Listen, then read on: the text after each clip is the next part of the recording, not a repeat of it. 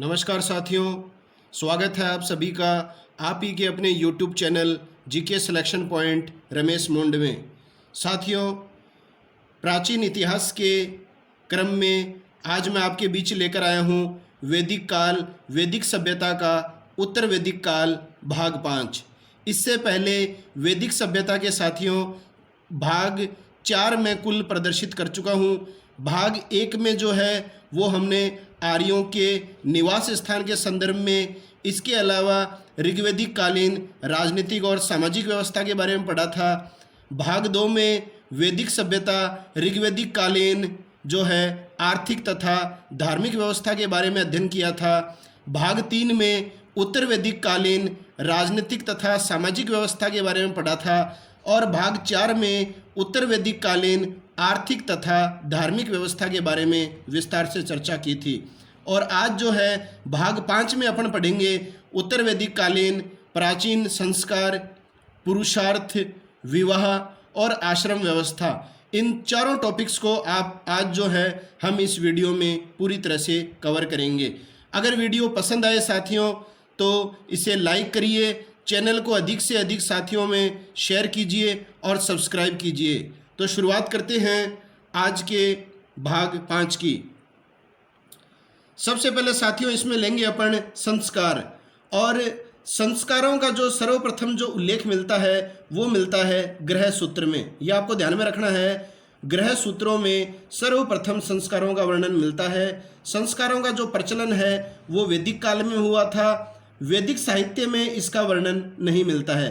यह आपको ध्यान में रखना है कि गृह सूत्रों में सबसे पहले संस्कारों का वर्णन मिलता है और संस्कारों का जो प्रचलन है साथियों वो वैदिक काल में हुआ था। लेकिन ये बात अति महत्वपूर्ण है कि वैदिक साहित्य जो लिखा गया है उसमें संस्कारों का वर्णन नहीं मिलता है।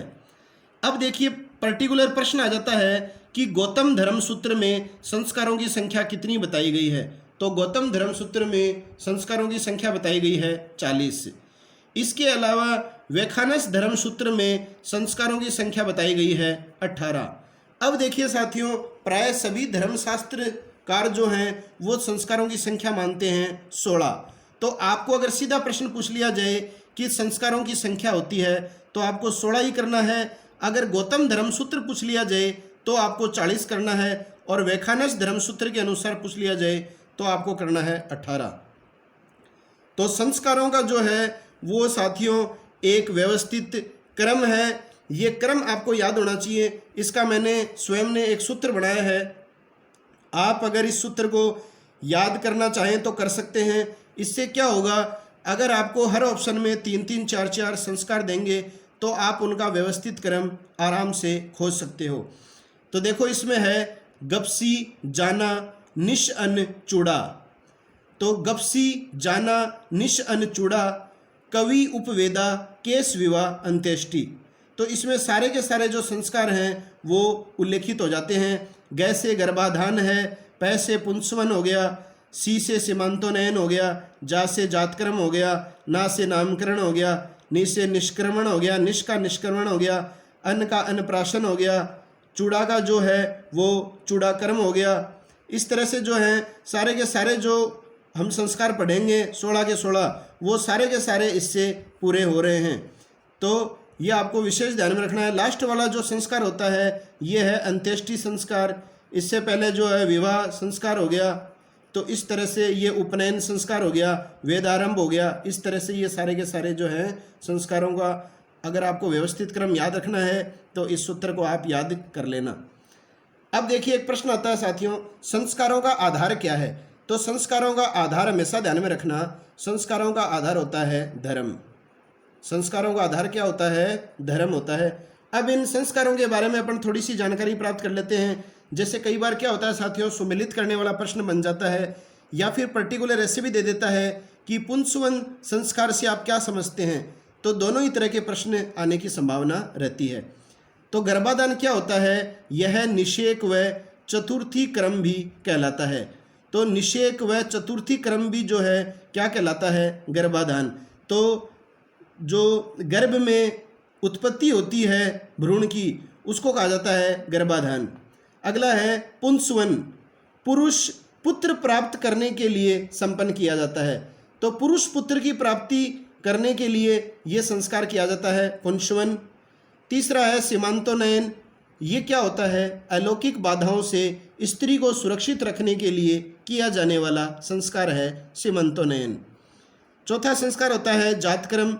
बालक के जन्म के समय अनिष्टकारी शक्तियों से उसकी रक्षा करने हेतु जो संस्कार संपन्न किया जाता है उसको बोलते हैं साथियों जातकर्म। अगला है नामकरण। नामकरण का दूसरा नाम है नामधेय। इसमें संतान को क्या दिया जाता है? नाम दिया जाता है। नाम से पता चल रहा है आपको। अगला है निष्क्रमण। ये आपको ध्यान में रखना है, मोस्ट इंपॉर्टेंट है। जन्म के 12वें दिन से 4 महीने की अवधि के मध्य बालक को पहली बार घर से बाहर निकाले जाने पर यह संस्कार संपन्न किया जाता है। तो कब किया जाता है? जन्म के 12वें दिन से लेकर 4 महीने की अवधि के मध्य यह संस्कार होता है, जब बच्चे को सबसे पहली बार घर से बाहर निकाला जाता है। अगला है अन्नप्राशन। ये किया जाता है साथियों जन्म के 6ठे महीने में, जब सर्वप्रथम बालक को अन्न खिलाया जाता है। तो सर्वप्रथम बालक को अन्न खिलाया जाना जो है यह कहलाता है अन्नप्राशन संस्कार। अगला है चूड़ाक्रम। इसके अन्य नाम भी परीक्षाओं में आ सकते हैं। चूड़ाक्रम का अन्य नाम है चूड़ाकरण और चोल। इसमें क्या होता है? समस्त बालों को काटकर सिर पर चूड़ा शिखा मात्र छोड़ दिया जाता है, यह कहलाता है चूड़ाक्रम। अगला संस्कार है 9वां कर्णवेद। इसको बोलते हैं कर्णभेद। सुरक्षा, सौंदर्य तथा हार्निया रोग से मुक्ति हेतु संपन्न किया जाने वाला संस्कार होता है कर्णवेद। अगला साथियों विद्यारंभ।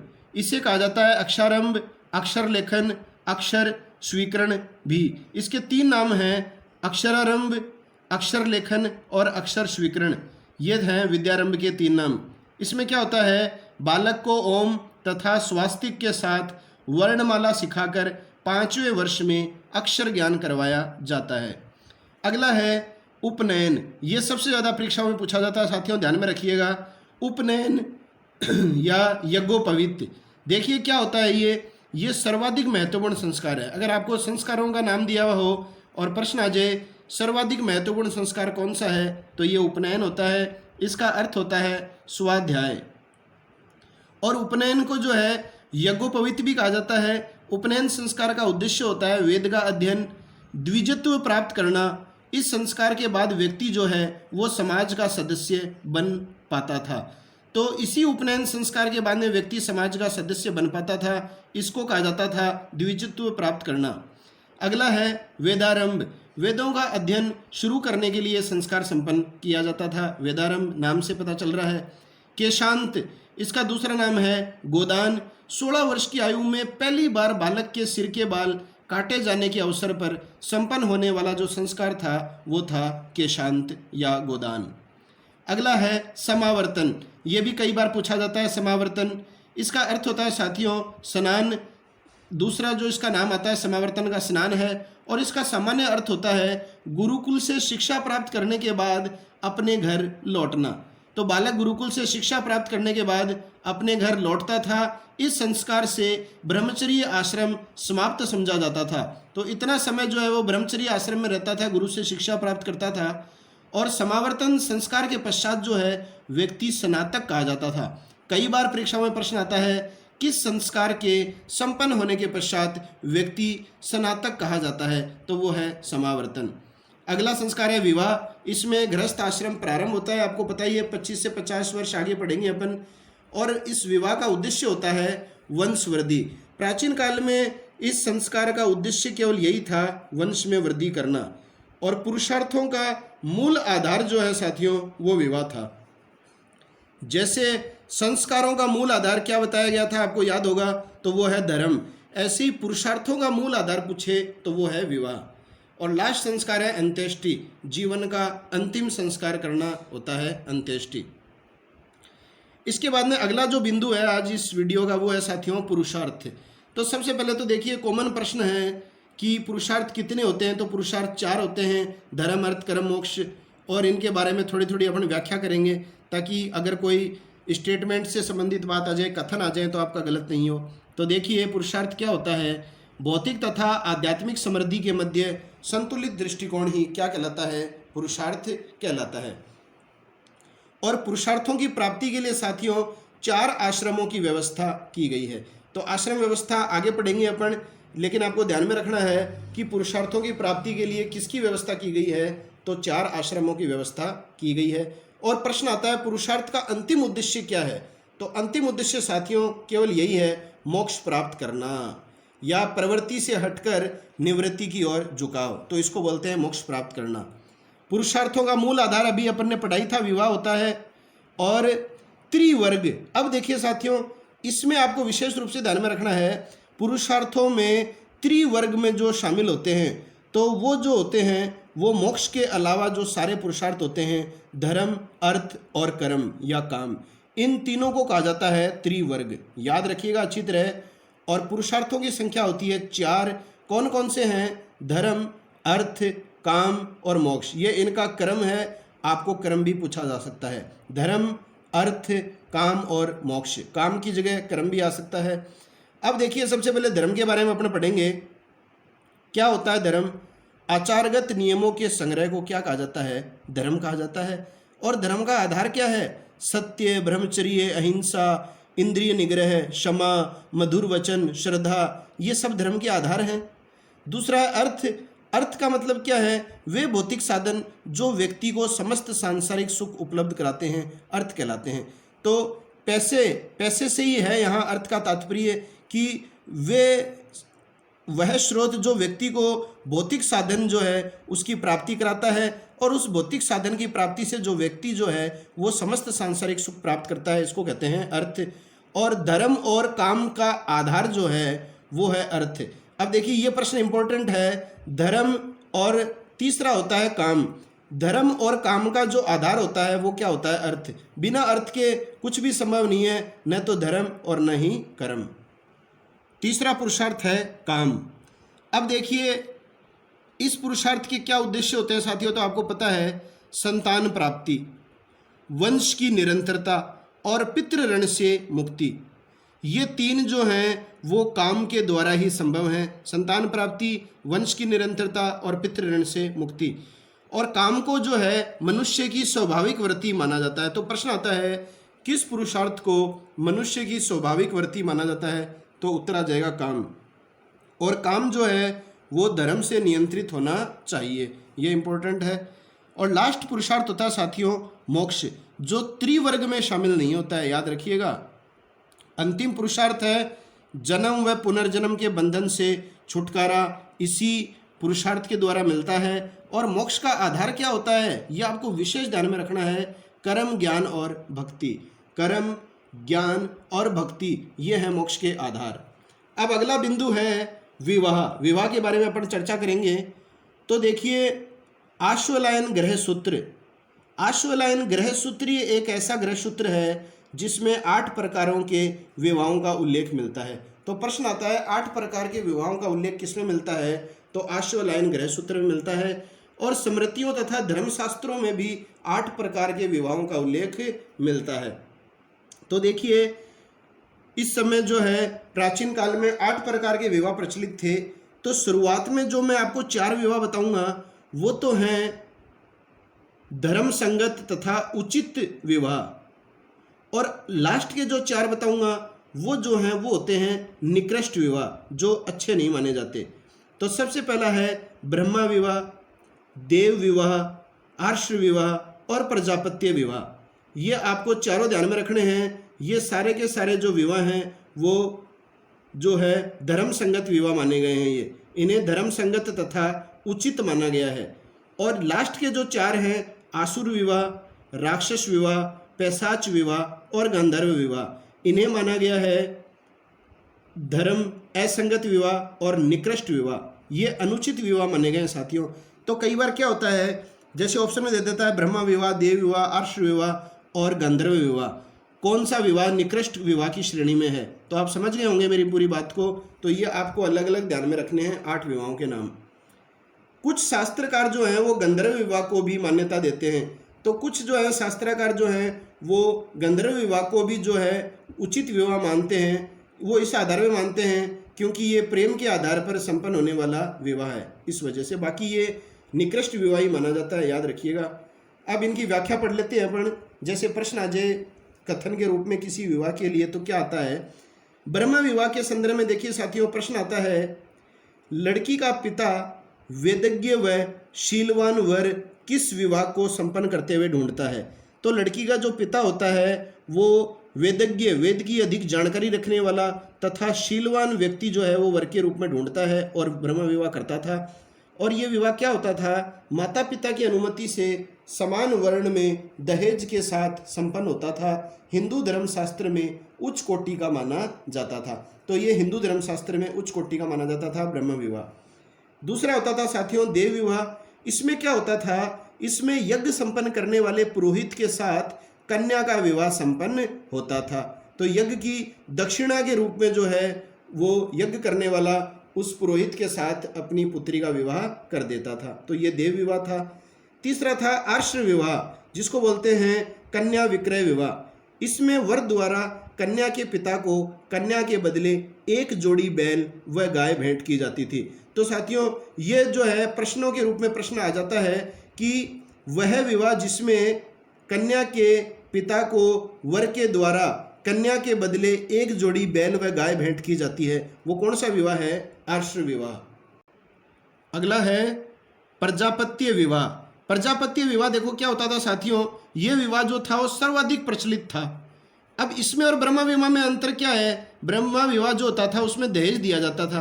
प्रजापत्य विवाह जो है वो बिना दहेज के योग्य वर से विवाह होना, ये कहलाता था प्रजापत्य विवाह। और इसमें कन्या का पिता वर को कन्या प्रदान करता है तथा वर वधू धर्म का आचरण करते हुए विवाह करते हैं। वर्तमान हिंदू समाज में संपन्न विवाह जो हो रहे हैं वो प्रजापत्य विवाह का ही संवर्धित रूप है। ये प्रश्न परीक्षाओं में पूछा जाता है।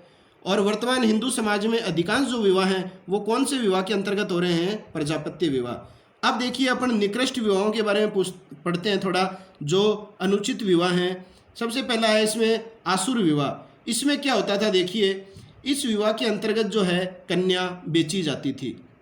क्या होता था, कन्या पक्ष को कन्या का मूल्य धन के रूप में चुकाया जाता था। तो वर पक्ष के द्वारा जो है वो कन्या पक्ष को जो है उसके पिता को कन्या का मूल्य धन के रूप में चुका दिया जाता था और कन्या को एक तरह से बेच दिया जाता था। अगला है राक्षस विवाह। विवाह का जो ये प्रकार है राक्षस विवाह, ये केवल क्षत्रिय वर्ण में ही प्रचलित था।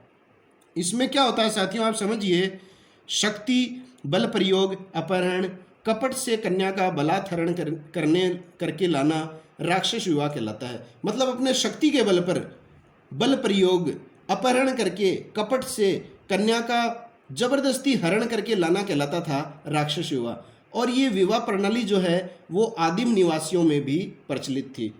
अगला है पैशाच विवाह। ये होता था निकृष्ट विवाह। सबसे निकृष्ट विवाह जो माना गया है, अनुचित विवाह, वो पैशाच विवाह को माना गया। आपको अगर सारे निकृष्ट दे दे और पूछ ले कि सबसे निकृष्ट विवाह कौन सा है, तो पैशाच है।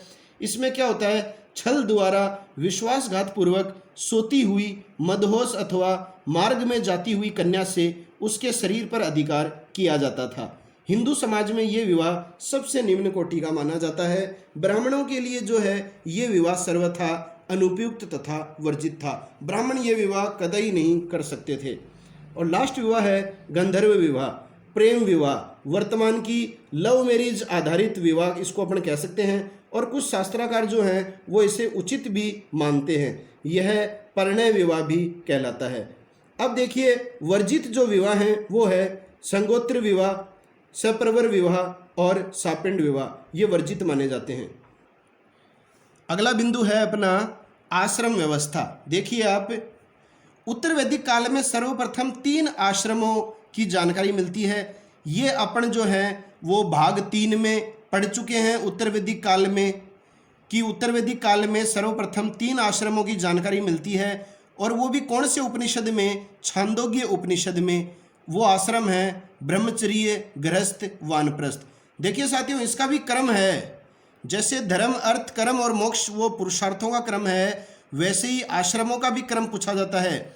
ब्रह्मचर्य आश्रम, गृहस्थ आश्रम, वानप्रस्थ आश्रम और सबसे आखिरी है संन्यास आश्रम। तो 3 आश्रमों का ही उल्लेख मिलता है सबसे पहले उत्तर वैदिक काल के छांदोग्य उपनिषद में। अब देखिए चारों आश्रमों का विवरण सर्वप्रथम कब मिलता है, दोनों प्रश्न इंपॉर्टेंट है। तो जाबालोपनिषद जो है, जाबालोपनिषद में चारों आश्रमों का सर्वप्रथम उल्लेख मिलता है और 3 आश्रमों का छांदोग्य उपनिषद में। अब देखिए आश्रम का अर्थ क्या है, इसका अर्थ पूछा जाता है तो आएगा श्रम या प्रयत्न करना। और आश्रम व्यवस्था में प्रवृत्ति व निवृत्ति, भोग व त्याग, लौकिकता व परलौकिकता में समन्वय स्थापित करना होता है, जिससे मनुष्य का क्या होता है, सर्वांगीण विकास होता है। आश्रम व्यवस्था का अंतिम उद्देश्य पूछा जाए तो साथियों इसका उत्तर तो आप बिना संकोच के करिए, मोक्ष की प्राप्ति यही होता है। आश्रम व्यवस्था केवल द्विजों के लिए थी, मतलब द्विज में कौन कौन आते थे आपको याद आ गया होगा अगर आपने पिछले तीनों भाग और देखे हैं शुरुआत के। तो द्विज कहा जाता था शूद्र के अलावा जो 3 वर्ण थे उनको, ब्राह्मण, क्षत्रिय और वैश्यों के लिए शब्द आया है द्विज। यही आश्रम व्यवस्था अपना सकते थे, शूद्रों को आश्रम व्यवस्था अपनाने का अधिकार नहीं था। अब इन आश्रमों के बारे में पढ़ लेते हैं अपन। ब्रह्मचर्य आश्रम देखो क्या होता था, 12 वर्ष से 25 वर्ष की आयु का जो आश्रम होता था वो ब्रह्मचर्य आश्रम होता था। अब कई पुस्तकों में जो है वो जन्म से लेकर 25 वर्ष भी आ जाता है, तो साथियों वो भी सही है, लेकिन सही मायने में देखो यही है कि 12 वर्ष से 25 वर्ष तक का जो कालक्रम है व्यक्ति के जीवन का प्रारंभिक, वो ब्रह्मचर्य के अंतर्गत आता है।